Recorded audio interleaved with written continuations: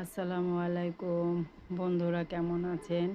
আলহামদুলিল্লাহ, আমি ভালো আছি। আমি কিন্তু বেশি ভিডিও ছাড়তে পারতাছি না, আমার একটু সমস্যা আছে এজন্য। তাই আমি একটু আজকে শুধু ফ্যাপড়া নিয়েছি, গরুর ফ্যাপড়া, এটা ভুনা করব।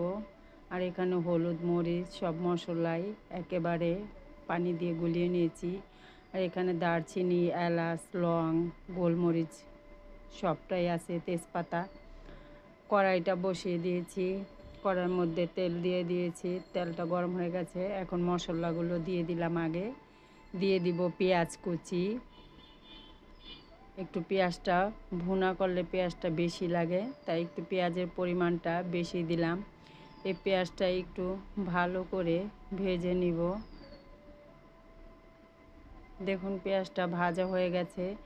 দিয়ে দিব আদা আর রসুন বাটা। আদা রসুন বাটাটা দিয়ে ভালো করে একটু কষিয়ে নিব। তারপরে দিয়ে দিব যে মশলাগুলো একসাথে করে পানি দিয়ে ভিজিয়ে রেখেছিলাম, সেই পানি দিয়ে মশলাটা দিয়ে দেব। এখন এই মশলাটা আবার একটু পানি দিয়ে ভালো করে কষিয়ে নিতে হবে। ভালো করে কষানো হয়ে গেছে, দেখুন তেল উঠে গেছে, কতটা ঘনত্ব হয়েছে। এখন আমি দিয়ে দিব সেই গরুর ফ্যাপড়াগুলো। এখন এটা ভালো করে এই কষিয়ে নিতে হবে। দিয়ে দিলাম স্বাদ অনুযায়ী লবণ। লবণটা প্রথম দেই নেই, ফ্যাপড়াগুলো দেওয়ার পরে আমি লবণটা দিয়ে দিয়েছি। এখন ঢেকে রেখে দিব কষানোর জন্য।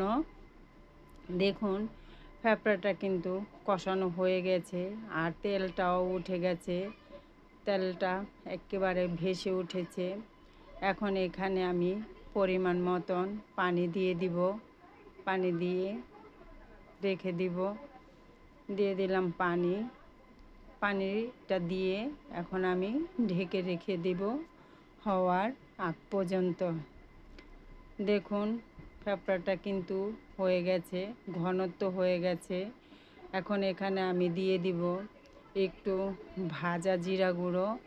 ভাজা জিরা গুঁড়োটা দিলে ফ্লেভারটা অন্যরকম আসে, তাই দিয়ে দিব 1 চামচ ভাজা জিরা গুঁড়ো।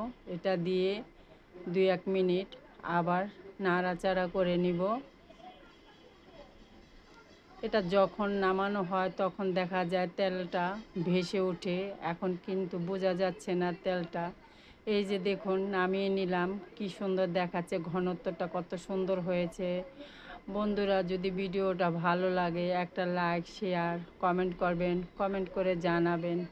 ভিডিওটি সম্পূর্ণভাবে দেখে আমার চ্যানেলটি সাবস্ক্রাইব করে দিবেন। বন্ধুরা, আপনি আমার পাশে থাকবেন। আল্লাহ হাফেজ।